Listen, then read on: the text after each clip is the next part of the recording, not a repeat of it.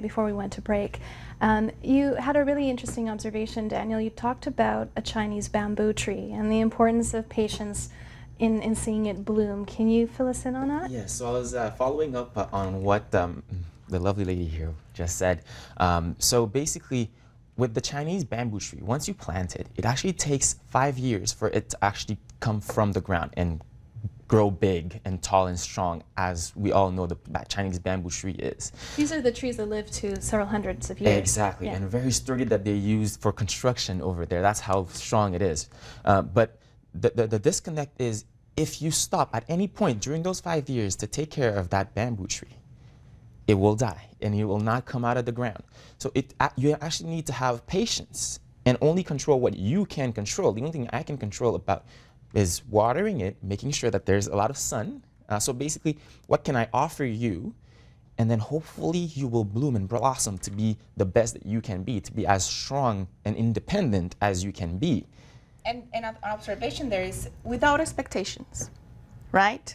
Because the minute that you expect to be this tall or this beautiful, you're starting to judge the process. And that's when your happiness is going to be in the other way around. It's going to be an obstacle for you to feel happy with the process of whatever you're trying to grow. Exactly. If it's your career, your relationships, everything related, like a phone call doesn't work, right? Traffic jam.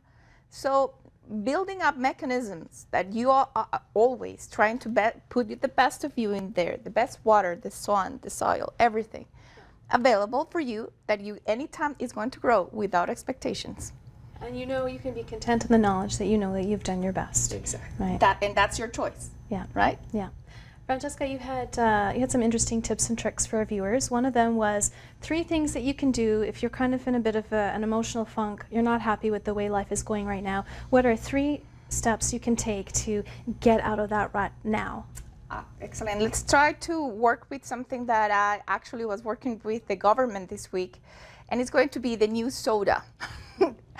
Attention. I don't drink soda at all. That's probably good. But it is, and this is the new soda for our audience today. Okay. So we're going to remember soda because it's funny, right? Okay. So the first one is stop. We're going to stop whatever is happening. We're going to observe. S-O. Observe no judgment, what it is. And then we're going to detach. So when the moment that you touch, step back to see what it's like. No judgment, nothing is going on. Stop, observe, detach, and then awaken to your best self. So next time, one of the things is my husband, when I get very human and I get into the traffic or whatever, comes the Colombian super excited or something, remember soda.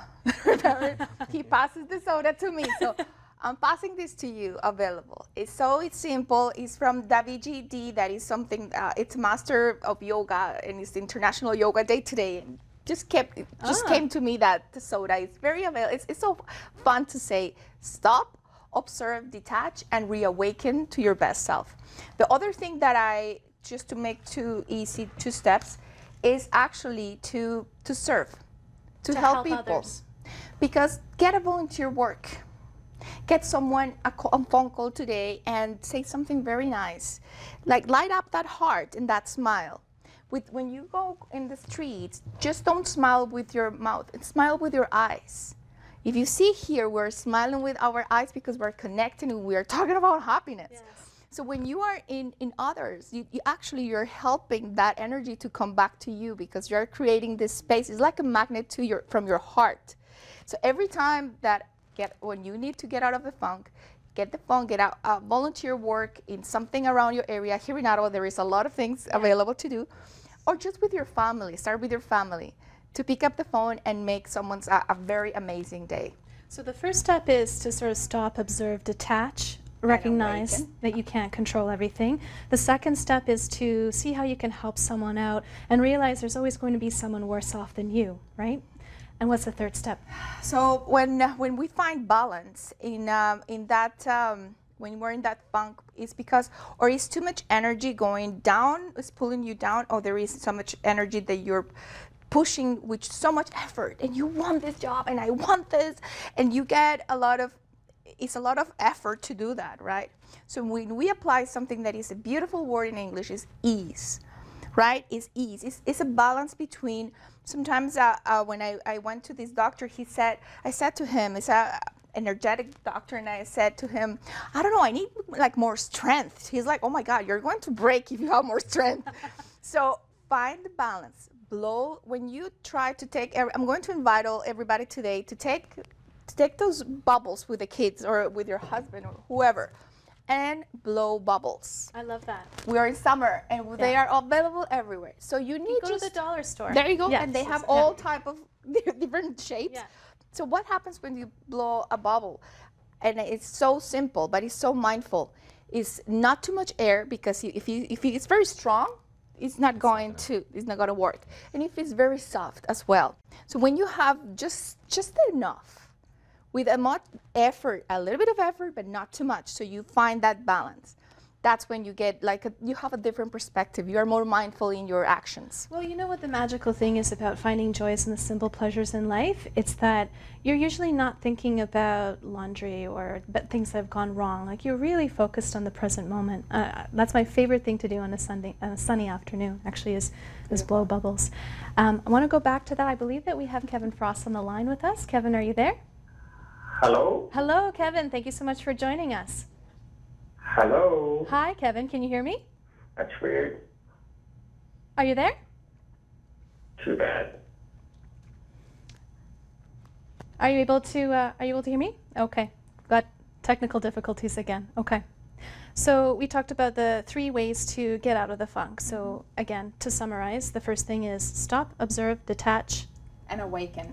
Soda. Is that what it Soda. is? Soda. Okay. The second thing is look for ways to volunteer, whether in the community or to help someone out. And that gives you perspective that you're not alone. There are people who are worse off than yourself. It also gives you a sense of purpose, right? Yes. Yeah. And the third thing is be more mindful, and that might include finding joys in the simple pleasures in life.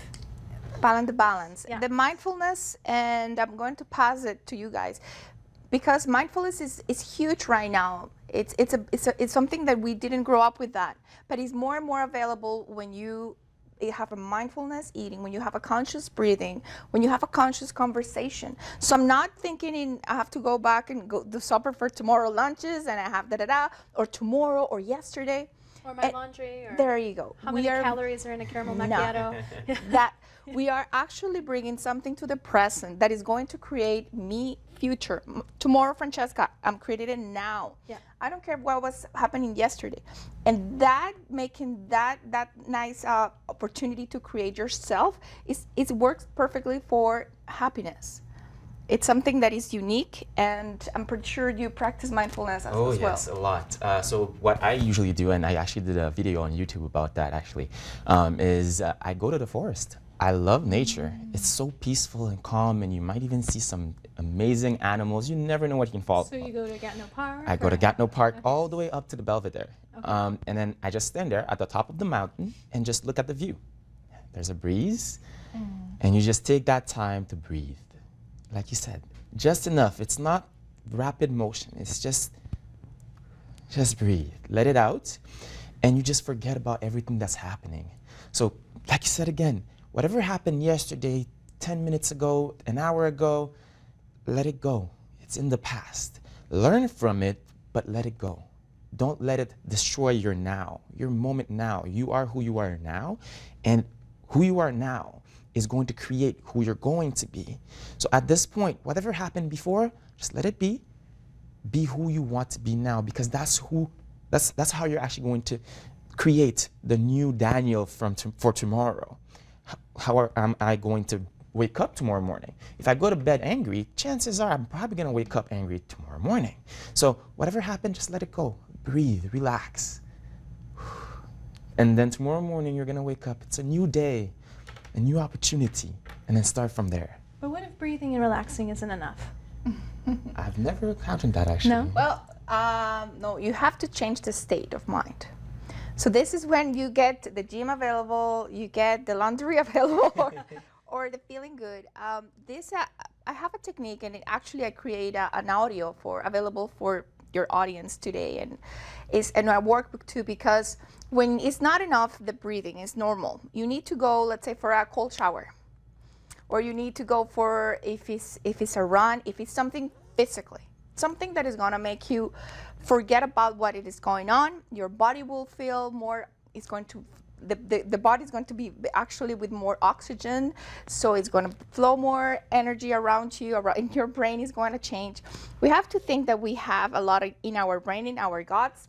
So every time that you make, let's say, or you go for a nice bowl of salad, and actually you go for a cooking class.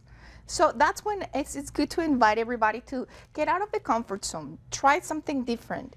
When, let's say, you do a cooking class and then you invite your couple of family or friends, something happens in there because you're cooking for someone, you have your ingredients, and then you start creating, and then you share with others. In that moment, without noticing, you are creating you're changing your mind, and you are creating more happiness into your activities.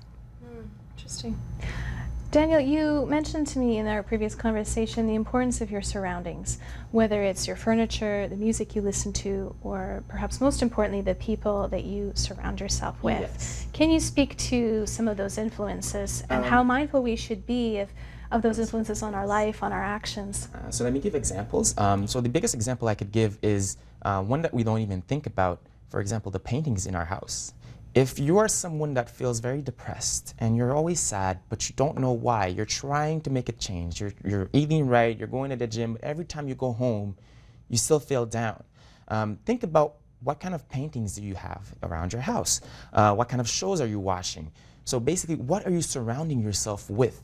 So, because regardless if you are aware of it or not, and very often we are not aware of it, it will affect you. Because like you said, subconsciously speaking, when you're seeing those paintings, even if you're walking and you're not paying attention to it, you know it's there, your eyes is glimpsing at it. You're not registering it on a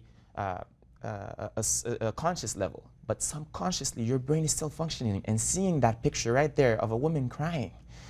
Maybe that will push you towards that state of mind as well. So you need to be careful of what you surround yourself with. Now, that is not to say that every sad painting is going to be bad for you.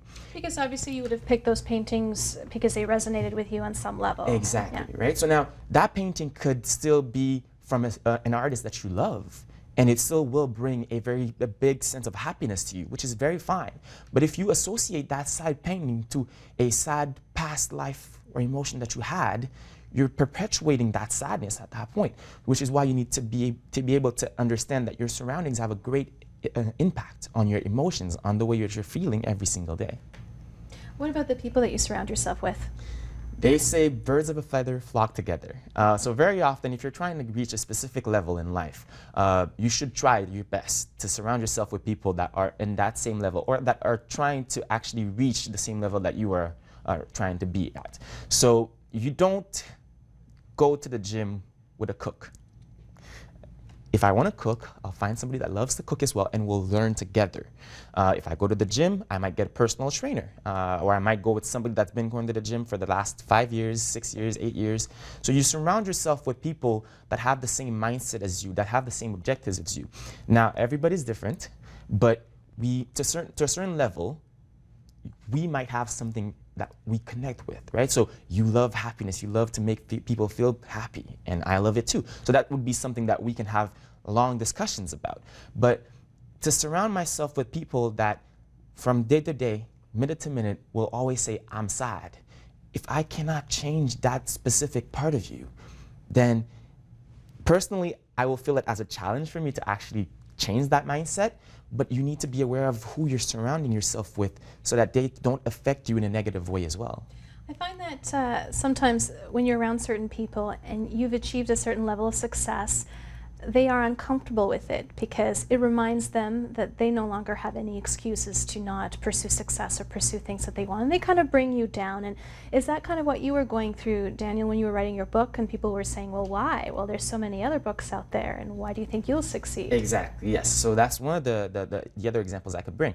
I had to learn to stop talking about the book to my friends or to different people that were literally telling me, why are you doing this? It's a waste of time. I started surrounding myself with people that are saying, this is a great project. Regardless if others say it's not good, I believe it's good. And once you start believing that for yourself, you will find that you're going to attract other people that are interested in your project as well, interested in your lifestyle, interested in what you're doing.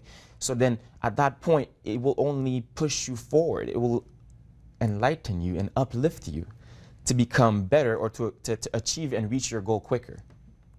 You have a seminar coming up in July, right? Yes. Because you do a lot of motivational speaking. Exactly. And what will your seminar be about? So my seminar for July will be focusing on achieving a specific, and I do emphasize on specific, goal that you have in your life. I'm reaching out mostly to a lot of university students that are, like I did, they struggled with going to school and getting the good grades. So now we all know we want that 100%. So my goal is going to be to get them to understand that wanting the 100% and going after 100% is two different things. So we all want a lot of amazing things in life. My question is, are you truly striving towards what you want? So that's what I'm going to be talking about in July. What I also find very interesting about your background, Daniel, is that you're also a counselor who works with people who have gone bankrupt, a financial counselor. And there are so many links and ties between money and happiness and ways in which we sabotage our happiness. And so when we come back from the break, I want to talk more about that. And Francesca, I want to hear more about some of the tips and tricks that you have for our viewers tonight.